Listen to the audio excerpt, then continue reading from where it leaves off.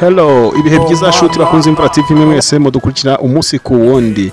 Gira ngo ni inkuru yica mugongo, ni inkuru yibabaje, ni inkuru iteye agahinda, mbese kubikubwira cyangwa se kubamenyesha bino bintu birababaje cyane. Ndatekereza namwe aho muri mushobora kuba mwaza kumenya ngo bimeze gute, byifashe gute, ukibaza iby'uru rupfu ukumva nawe ni ibintu biguteye ubwoba cyangwa se bibabaje cyane, kandi ndatekereza nta muntu n'umwe udashobora kubabara kubw'impamvu zigiye zitandukanye. Kubw'uyu munyamakuru yarazwi yarakunzwe na benshi cyane, noneho cyane ku bafana ba Rayon Sport cyangwa se ku bakinyi ba Rayon Sport ndetse n'ubuyobozi bwayo bwose muri rusange.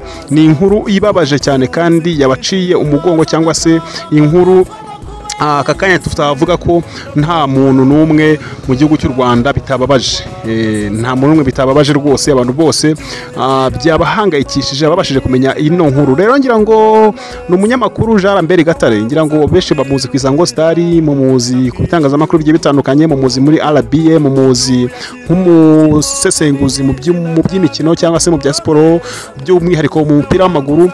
Ikindi nanone ni umuntu uzwi mu bintu bigiye bitandukanye, ariko ahanini yarazwi nk'umufana wa Rayon Sport bihagije cyane bihambaye, kandi yarazwi mu mbuga z'imikino, yarazwi mu kogeza imipira, ngira ngo muramuzi cyane, mbese n'umuntu wubatse izina, nta muntu n'umwe navuga ko ataramuzi.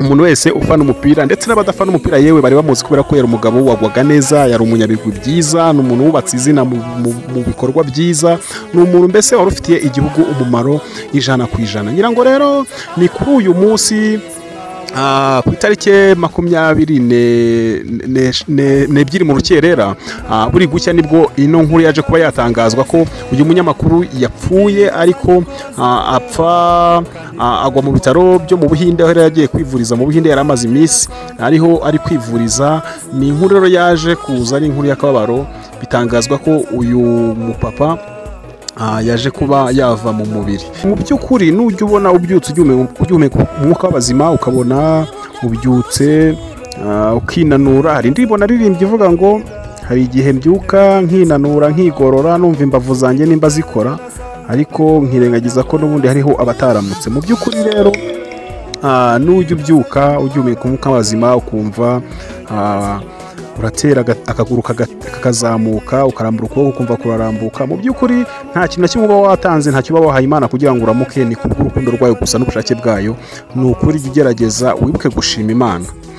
Nagusabye muri komateri wandikemo rest in peace nimba wakundaga uyu mupapa, nimba wamwemeraga, kandi nanone ndahamya neza ko usibye wenda abana bato, ariko n'abana bato baramuzi kuko yarakunzwe mu mupira, yarakunzwe cyane, ndetse n'umupapa wajyaga utanga ibiganiro, ukabona ko ari umuntu udakunze kugaragara mu ma-interview cyane, ariko ukabona ni umwe mu banyamakuru beza twari dufite hano mu gihugu cy'u Rwanda. Yakoze kuri RBA, akora ku Isango Star, yakoze kuri Radio 10, yakoze ku bitangazamakuru byinshi cyane bigiye bitandukanye. Rero no kuvuga ngo uyu munsi mu rukerera buri gucya nibwo inkuru y'akababaro yaje gutangazwa ko yararwaye, nyuma abona kurwarira mu gihugu cy'u Rwanda bikomeje kugorana cyane. Nibwo yaje gufata umwanzuro wo kujya kwivuza, ajyanwa mu Buhinde kwivuriza aho yaramazeyo iminsi. Rero nibwo urumva byaje kuba byananirana, ntago biramenyekana indwara yararwaye, ntago ndatekereza nanjye ubusinemere wenda kuba nabitangaza, ariko yararwaye, yarafite uburwayi bukomeye butari bumworoheye. Nibwo rero bije kurangira bumuhitanye, biza kurangira avuye mu mubiri. Ni ibisanzwe bibaho, gusa ku muntu nk'uyu munyabigwi, ku muntu nk'uyu wari ufite ibyo yubatse kandi byiza bizima, ni ukuvuga ngo muri buze no kubibona. Ni inkuru iri buze kutrendinga cyane, ni inkuru ibuze kuvugwa cyane n'ibitangazamakuru bigiye bitandukanye, ariko kubera ko Imvura TV bampababereye gatanu kandi kugira ngo mbagezeho amakuru hakiri kare, kandi amakuru meza n'amabi. Gusa ndahamya neza yuko nyuma y'ubuzima hari ubundi buzima, nyuma y'ubuzima hari ubundi buzima. Nk'umuntu wakoze neza, hari amateka ye menshi, yubatse byinshi, hari byinshi yagiye akora kandi byiza. Ni umugabo ntabura kubabwira ko asize inkuru nziza imusozi. Uko biri kose ndahamya neza yuko hawe ubundi buzima, ubundi buzima abavuga kujya mu ijuru birashoboka rwose ko yaba yagiyeyo kubera ko ni umupapa ngenda muzi twagiye tuganira kenshi cyane twagiye duhuza kenshi cyane hari ibintu twagiye duhuriramo ariko nyuma nza kubona ko ari umupapa rwose wifura utandukanye n'abandi banyamakuru nari sanzwe nzi ariko nuko tuvuze umuntu w'umugabo rero reka dukomeze turebe ibikurikiraho amakuru yose ndaza kugenda yabagezaho gatanu ku kandi nibyo mutabashije kumenya cyangwa se tutabatangarije muri buze kubimenya ariko mu by'ukuri wumve ko abanyarwanda duhumbye umuntu ukomeye cyane nk'uko bisanzwe nitwa Peace mbana namwe umunsi ku wundi mbere na mbere reka mbere yuko ngenda reka mbanze nihanganisha umuryango wa Jarambere Gatare Imana ibahe kwihangana kandi bakomeze kandi Imana imuhe iruhuko ridashira imwakire mu bayo nahamukanya ibiganiro byacu nakagaruka ndetse n'inkuru zigiye zitandukanye wakoze subscribe ndagushimira cyane hari igihe nyura kwirimbi narora imbaza abandutaga ubwiza barabundushaga ariko baratabarutse urukundo rwawe mucunguzi ukunda abatuye mu isi nirwo rumara ku mutima rukawutera kuguhimaza.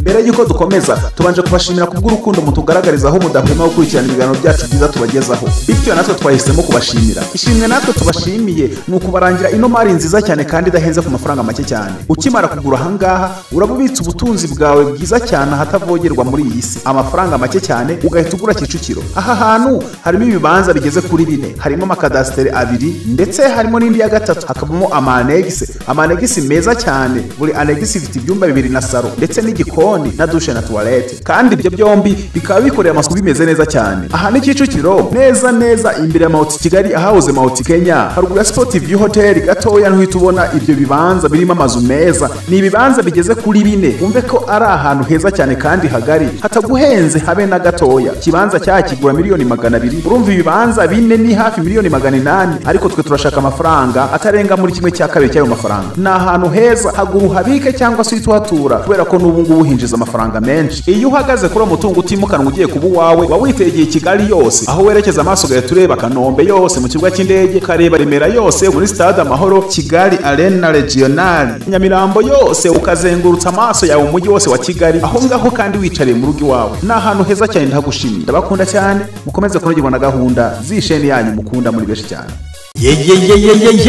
Izi ni zimwe mu modoka dufite aka kanya ziri kugurishwa ubu tuvugana aka kanya zo nagenzi zazo mutabona hano zikaba ziri ku isoko. Nawe se waba wifuza ko tukugurisha imodoka waba ufite se imodoka ushaka ko tukugurishiriza nyarutsa yizaye tuyigushyirire ku isoko si ngombwa ko bikwicira akazi twe turahakubereye. Izi nazo ni inzu nziza kandi zose ziri ku isoko.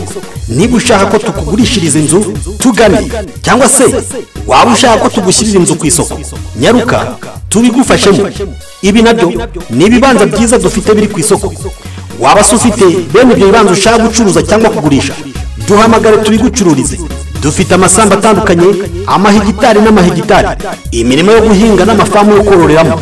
None se waba ufite imodoka ikodeshwa ufite gahunda yihutirwa none wabuze ugukodesha imodoka duhamagare tubigufashemo. Uzi n'ikindi dufite ibikoresho byo mu ngo bitandukanye. Niba ufite ibyo ucuruza cyangwa ushaka kugurisha wibura umukiriya kandi duhari gatanu ku kandi kuva mu gitondo saa 6 na nimugoroba twe turacuruza kandi turamamaza.